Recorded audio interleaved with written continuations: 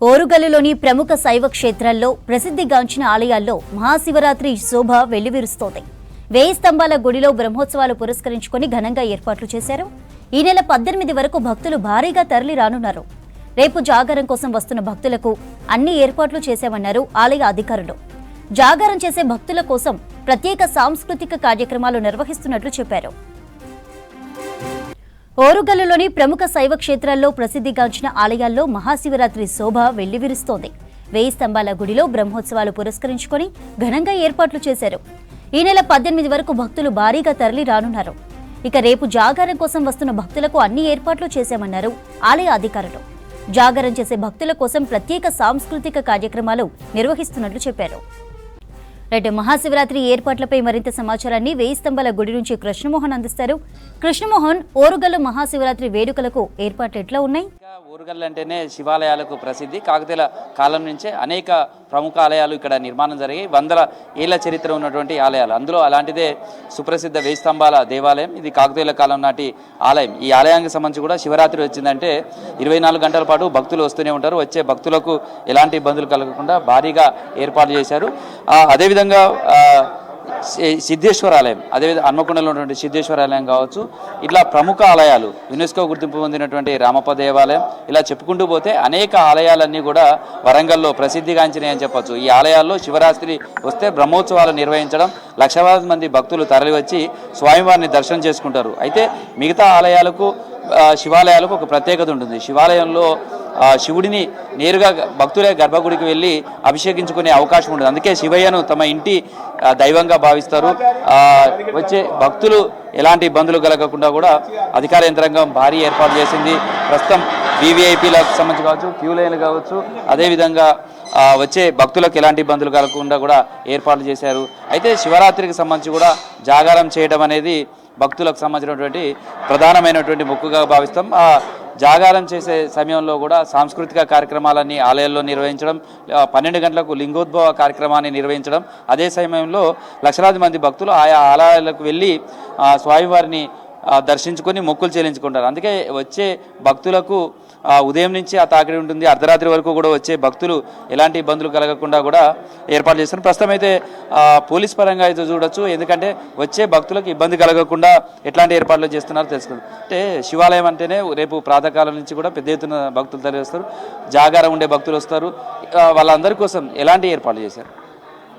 మన వరంగల్లో ప్రసిద్ధిగాంచిన మన 1000 స్తంభాల గుడి సంబంధించి రేపు ఉదయం 3 గంటల నుంచే పెద్ద ఎత్తున భక్తులు రావడం జరుగుతుంది. దాని తగ్గట్టుగానే మా సిపి సార్ ఆదేశాల మేరకు, ఐసీపీ సార్ డీసీపీ మేడం గారి ఆదేశాల మేరకు సుమారు 300 మంది సిబ్బందితో ఈ బందోబస్తు ఏర్పడడం జరిగినది. భక్తులకు ఎటువంటి ఇబ్బంది కలగకుండా అన్ని డిపార్ట్మెంట్ కోఆర్డినేషన్ తోటి సరైన బ్యారికేడ్లు, ఎక్కడెక్కడి బ్యారికేడ్లు సిద్ధం చేసి 100 రూపాయలది ధర్మ దర్శనంది, అదేవిధంగా వీఐపీ దర్శనం కూడా సపరేట్గా చేయడం జరిగింది. ఎవరికి ఎటువంటి ఆటంకం జరగకుండా అందరూ ప్రశాంతంగా వాతావరణంలో దర్శనం చేసుకొని పోయేటట్టు అన్ని ఏర్పాట్లు చేయడం జరుగుతుంది. సో ఇక్కడ 1000 స్తంభాల గుడి, అదేవిధంగా సిద్ధేశ్వర ఆలయం, ఈ రెండు కూడా చాలా ప్రసిద్ధిగాంచినాయి. ఇక్కడ అక్కడ చూస్తే జాగారం చేసుకునే భక్తులు అర్ధరాత్రి పూట కూడా వస్తుంటారు. తర్వాత కుటుంబ సమేతంగా మహిళలు పెద్ద ఎత్తున వస్తుంటారు. వాళ్ళకి సంబంధించినటువంటి సెక్యూరిటీ పరంగా ఎలా ఉంటుంది? ఏదైతే రాత్రిపూట శివరాత్రి సందర్భంగా జాగరణ చేయవలసిన భక్తులు ఏదైతే ఉన్నారో వాళ్ళ గురించి ఆల్రెడీ మన మండపం పరిసరాల్లో ఈ పండాలు వేయడం జరిగినది.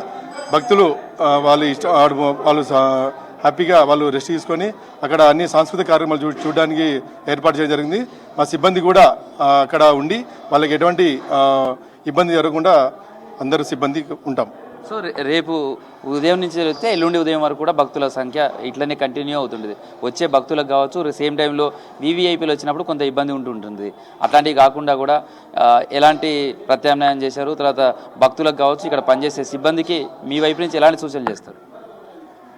వీఐపీ అనే ఇబ్బంది కూడా జరగకుండా, మనకు వీఐపీ వచ్చినా కూడా సామాన్య దర్శన భక్తులకు కూడా ఇబ్బంది కలగకుండా మేము ఏర్పాటు చేయడం జరిగింది. వాటికి సపరేట్ క్యూ లైన్ ఏర్పడడం జరిగింది. అటువంటి ఇబ్బంది లేకుండా చూస్తున్నాం. సో సో ప్రస్తుతం అయితే వేయి స్తంభాల దేవాలయానికి సంబంధించి బ్రహ్మోత్సవాలు కూడా మొదలయ్యాయని చెప్పుకోవచ్చు. వచ్చినటువంటి భక్తులు ఎలాంటి ఇబ్బందులు తలెత్తకుండా వాళ్ళకి కావాల్సినటువంటి ఏర్పాట్లన్నీ కూడా చేశారు. చూడొచ్చు, అంటే ఇక్కడ వచ్చిన వాళ్ళు రుద్రాభిషేకం, మహారుద్రాభిషేకం, సామూహిక అభిషేకాలు ఇవన్నీ కూడా నిర్వహించుకోవడం అనేది భక్తులు సెంటిమెంట్గా భావిస్తారు. అలా వచ్చినటువంటి భక్తులు గర్భాలయంలోకి వెళ్ళి వాళ్ళ అభిషేకం చేసుకునే విధంగా రుద్రాభిషేకాలు చేసుకోవడం విధంగా ఉంటుంది. ప్రస్తుతం అయితే ఆలయ ప్రధాన అర్చకులు గంగోపేంద్ర శర్మ ఉన్నారు, ఆయనతో కూడా మాట్లాడదాం. అసలు శివరాత్రికి ఉన్నటువంటి ప్రాముఖ్యత, ఇలా శివరాత్రి రోజు ఎలాంటి పూజలు చేయాలి, జాగారంకు సంబంధించినటువంటి విశిష్టత ఏ విధంగా ఉంటుంది, జాగారం చేసే భక్తులు స్వామివారి నామస్మరణ చేయడంతో పాటు లింగోద్భవ కార్యక్రమం అర్ధరాత్రి 12 గంటలకు జరుగుతుంది. ఆ సమయంలో లింగం ఉద్భవించే సమయం, ఆ సమయంలో కూడా భక్తులు పెద్ద ఎత్తున వస్తారు. తెలుసుకుందాం. అంటే శివరాత్రి అనగానే మనకు మాస శివరాత్రులు వస్తాయి, కానీ ఈ శివరాత్రికి ఉన్నటువంటి ప్రాధాన్యత, ఈ శివరాత్రి రోజు భక్తులు ఎలాంటి పూజలు చేయాలి, స్వామివారిని దర్శించుకొని అభిషేకాలు చేస్తే సరిపోతుందా, ఎలా ఉండాలి? 11 మాస శివరాత్రుల తర్వాత 12వది మహాశివరాత్రి. ఈ మహాశివరాత్రి ఈ సంవత్సరము ఆదివారం మాఘ బహుళ త్రయోదశియుక్త చతుర్దశి రోజు రావడం జరిగింది. చాలా పర్వదినం. అందులో లింగోద్భవ సమయానికి శివప్రీతికరమైన సోమవారం కూడా కలిసి వస్తున్నది. కాబట్టి చాలా ప్రాముఖ్యతమైనటువంటి ఈ యొక్క మహాశివరాత్రి బ్రహ్మోత్సవాలు పురస్కరించుకొని ఈరోజు అంకురారోపణతో పూజా కార్యక్రమం ప్రారంభమైనాయి. స్థానిక పశ్చిమ ఎమ్మెల్యే నాయన రాజేంద్ర రెడ్డి గారు ఉత్సవాలను ప్రారంభించడం జరిగింది. అదేవిధంగా రేపు మహాశివరాత్రి ఉదయం 3:30 గంటలకు సుప్రభాత సేవ, మంగళవాద్య సేవ, అదేవిధంగా స్వామివారికి మహాన్యాసపూర్వక రుద్రాభిషేకం, అదేవిధంగా రసీదు పొందినటువంటి ప్రతి భక్తునికి కూడా నమక చమకాదులతో సామూహిక రుద్రాభిషేకాలు రాత్రి 10 గంటల వరకు కూడా నిర్వర్తించడం జరుగుతుంది. అదేవిధంగా సాయంత్రం 5:30 గంటలకు ఉత్తరాషాఢ నక్షత్ర యుక్తం లోపల సుముహూర్త సమయం లోపల రుద్రేశ్వర స్వామివారి యొక్క కళ్యాణోత్సవం మహావైభవంగా నిర్వర్తించడం జరుగుతుంది. అన్ని రాష్ట్రంలో ఉన్నటువంటి అనేక పుణ్యక్షేత్రాలు, శైవక్షేత్రాలను అనుసరించి మన దేవాలయం కూడా కళ్యాణోత్సవం నిర్వర్తించడం జరుగుతుంది. అదేవిధంగా జాగరణం ఉన్నటువంటి భక్తులకు కూడా సాంస్కృతిక కార్యక్రమాలు, హరికథలు, పురాణ ప్రవచనాలు ఏర్పాటు చేయడం జరిగింది. రాత్రి 12 గంటలకు లింగోద్భవ సమయం చాలా ప్రాముఖ్యత కలిగినటువంటి సమయము. ఆ సమయంలో రేపు స్వామివారి జన్మదినం కనుక ఆ సందర్భంలో స్వామివారి విహారయాత్ర వెళ్ళి రాత్రి 12 గంటలకు లింగములో ఉద్భవిస్తారు. ఆ సమయం లోపల మహాన్యాసపూర్వక మహారుద్రాభిషేకం 111 రుద్రాలతోని, 100 లీటర్ల ఆవు పాలతోని, 51 లీటర్ల పెరుగుతోని, తేనె, నెయ్యి, శర్కరతోని స్వామివారికి అభిషేకం నిర్వర్తించలేదు. ఉదయం 5 గంటల వరకు కూడా దానికి అనుగుణంగా కూడా దేవాదాయ ధర్మాదాయ శాఖ ఆధ్వర్యం లోపల అన్ని కార్యక్రమాలు కూడా ఏర్పాటు చేయడం జరిగిందని చెప్తున్నాం. జన్మకో శివరాత్రిగా మనం భావించి ప్రతి భక్తుడు కూడా శివనామ స్మరణ చేస్తూ శివపంచాక్షర మంత్రాన్ని చెప్పిస్తూ స్వామివారు దర్శించుకోవాలని కోరుతున్నాను. అంటే శివరాత్రి రోజు జాగారం చేయడం అనేది చాలా స్పెషల్గా కనిపిస్తుంది. జాగారం ఎందుకు చేయాలి, జాగారం చేసే సమయంలో భక్తులు ఎలా నియమ నిష్టలు పాటించాలి? చాలామంది జాగారం అనగానే సినిమాలు చూడమో, టీవీకో పరిమితం అవుతుంటారు. అసలు జాగారం అంటే నిద్రపోకుండా ఉండడమా, లేకపోతే అసలు ఏంటి? అసలు యాక్చువల్గా సమయం ఏంటంటే ఉదయమంతా కూడా పనిలో పొలం తీసుకొని రాత్రిపూట ప్రదోషకాల శివదర్శనం చాలా ప్రాముఖ్యత. ఆ శివరాత్రి రోజుగా ఒకరోజైనా కూడా శివరాత్రి రోజు ప్రదోషకాలంలో ఆ శివుని దర్శించుకోవాలి. ఆ సమయం లోపల మనము జాగరణ అంటే ఉపవాస దీక్ష. ఉపవాస దీక్ష అంటే కేవలం పాలో లేదా కందగడ్డకు చాలా ప్రాముఖ్యత. ఆ రోజున శివరాత్రి రోజున అది కొద్దిగా తీసుకొని తెల్లవారి ఉదయం కాలగుట్ట నిలబెట్టుకుని స్నానాది కార్యక్రమాలు నిర్వర్తించుకొని దీపం వెలిగించుకొని గృహాల లోపల అప్పుడు మధ్యాహ్నిక సమయం లోపల భోజనాలు చేయడం అనేది మన సాంప్రదాయంగా వస్తున్నటువంటి ఆచార వ్యవహారం. సో ఇది శివరాత్రికి సంబంధించి ఓవైపు అధికారులు భారీ ఏర్పాట్లు చేశారు, వచ్చే భక్తులకు ఇబ్బంది కలగకుండా కావాల్సిన ఏర్పాట్లు చేస్తున్నారు. అయితే శివరాత్రికి సంబంధించి కూడా మనం ముందు ఇవాళ సాటర్డే కావడంతో వీకెండ్ చాలామంది భక్తులు దర్శనానికి వస్తున్నారు. వచ్చే భక్తులతో అయితే ఆలయం అంతా కూడా రద్దీగా ఉంది. సార్, శివరాత్రి అనగానే ఏం చేస్తుంటారు?